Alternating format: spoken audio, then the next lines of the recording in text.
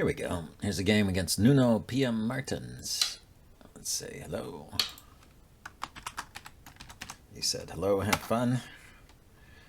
A good sentiment. Here, let's take a 4-4 and a 4-3.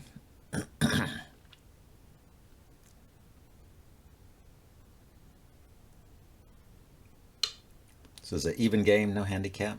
I'm going to take the enclosure here and then let white choose the direction here. Is he going to play framework down here, or is he going to approach, take a big extension on the side, or just enclose a corner? All kinds of things are possible.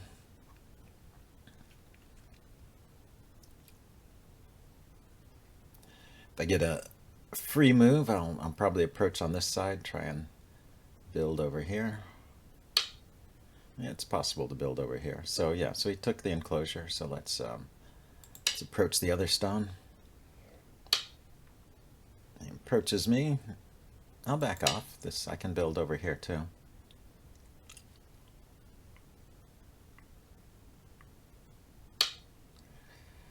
Okay, so he's ignoring my approach over here, so I can jump into the corner at some point. But I think first I want to approach over here. So if I go here and he pincers, I can still go into the corner. And if he blocks on this side, I can back off here with a 2-space base and then come out.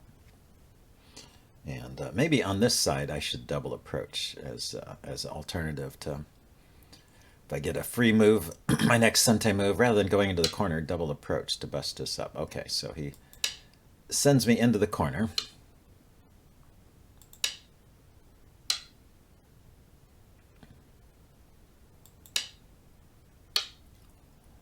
So I think this is the Hane there is a mistake. White was supposed to extend.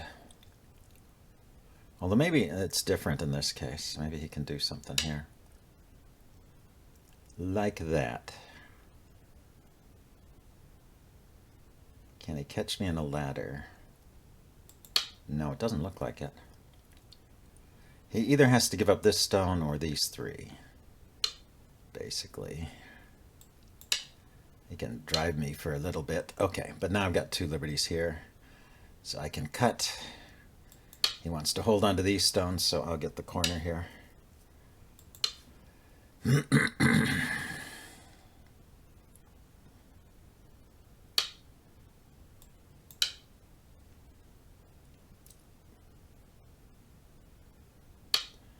3 liberties to 2. Here, I can keep running out. I don't see any need to give up those stones either.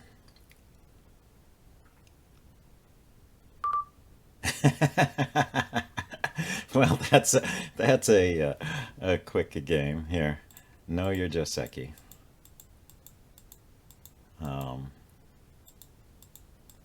Right here. He drove me into the corner. And yeah, well, let's go through it from the beginning. So I'm here, he pincers, I go into the corner, he blocks. This is all standard. I extend. He just needs to extend here. And then I Hane. He can block. I come here, and then he can go. This is like the modern move or the old-fashioned move, just to connect solidly like that. And I don't know if I need one more move here to live. I think because of this stone here, I should probably play one more move here. So this is probably a decent result for him, because he can come and give a little bit of a back off here. Anyway, the AI is analyzing this short game. While we're on the topic of Josekis, I wanted to mention that I've actually been working on this Joseki playlist. So this is not based on my videos, but based on videos that other people have produced, primarily the Duda 2, although I may add to this with time.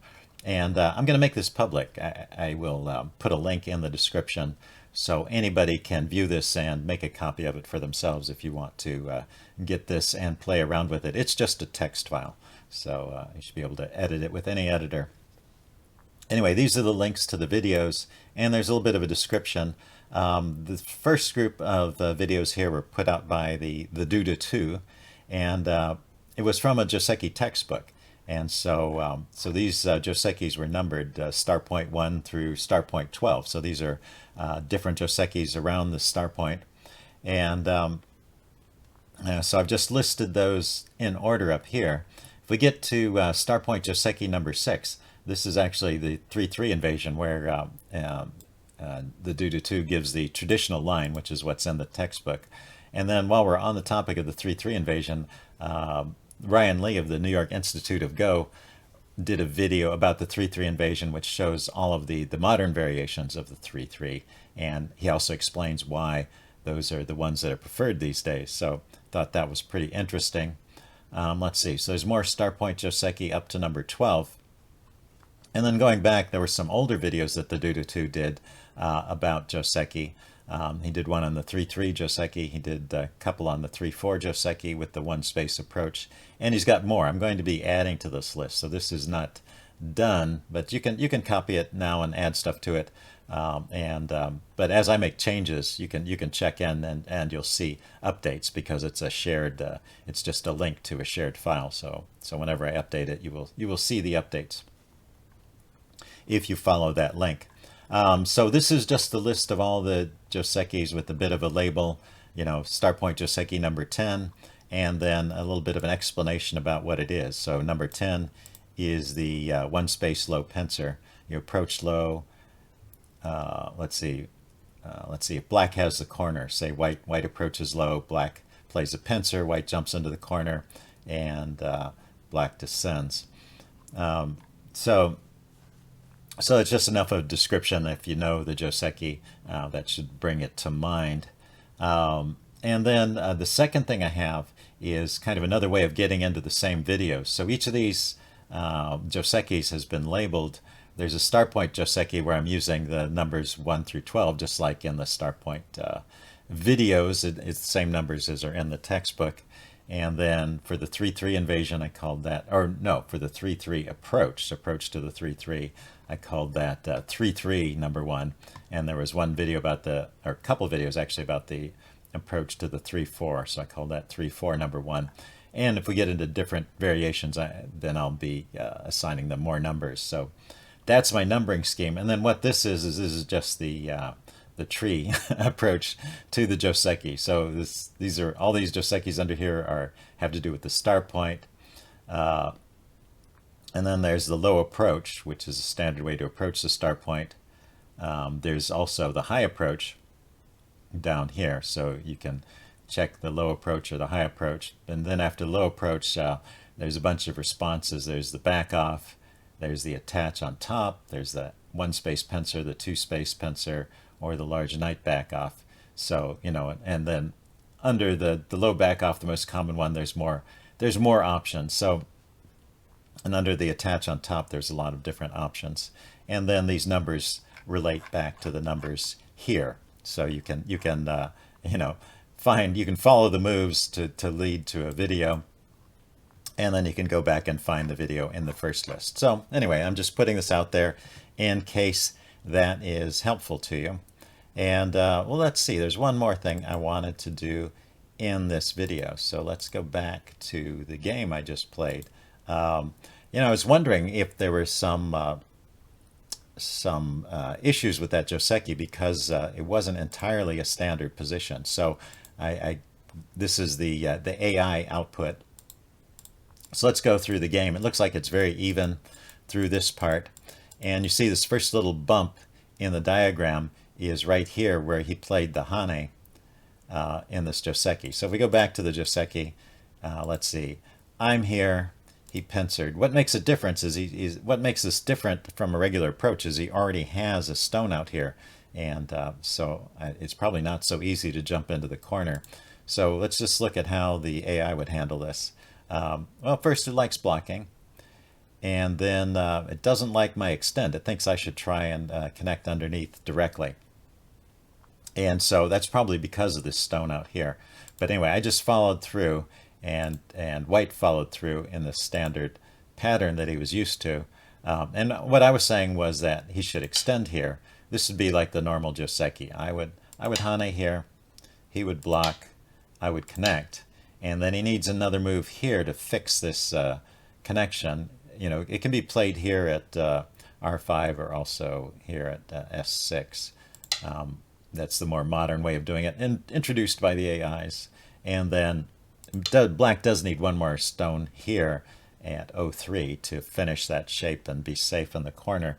And so that gives white a turn to go back and play in this corner. I was expecting him maybe to back off here, but the AI likes the pincer. Anyway, that's how it could have gone. Let's get back to the game.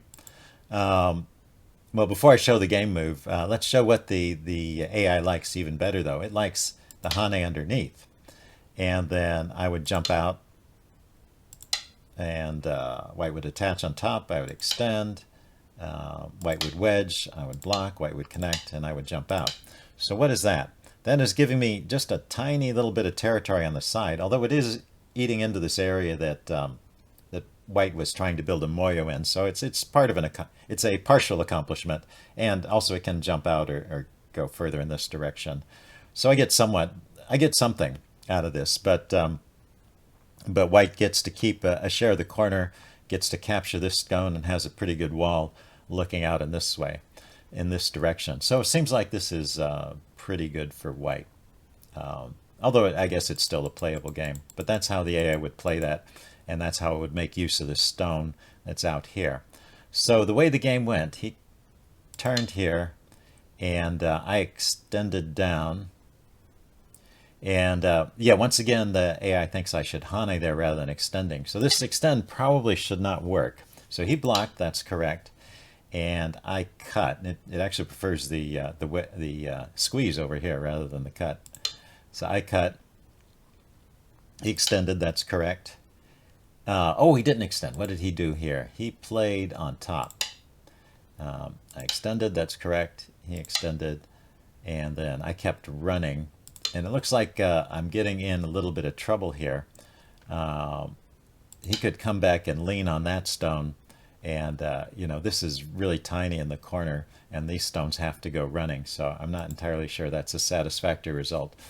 But anyway, he just extended up, and here is when I cut, because I was just following that same pattern. I said, I get to capture these 3 stones. But it's not entirely true. Once again, you know, white is making use of this extra stone he had out here at N4, and these stones are not entirely free. So after this, he could have played here to catch these stones in a net, and I will not have time to I will not have time to come back and capture these stones, I don't think. Let's see. Well, let's play it out. How does the AI do this? It says I should extend. He goes here. He goes here to block me in. I try to jump out. He comes here to capture those stones, and then I play away. Yeah, I can no longer kill these stones because he's got this. So I think this is a bad result for me. So the way I played it was not correct either. Because of this extra stone, I really just can't play the Joseki the way I want to, and I should just connect underneath. So anyway, I thought that was a good lesson here. You know, you got to pay attention to the surroundings. So when I started this Joseki, it looks like jumping into the corner is fine, but I probably need to try and connect back as soon as possible to try and, you know, get a living shape over here and pay some respect to the fact that he already has this enclosure going. Anyway, that concludes this video. I hope you guys enjoyed it, and yeah, give me some feedback on that Joseki list if you like it, and if there's features you would like for me to add to it, because I'll keep working on it and adding stuff to it. So see y'all later. Bye.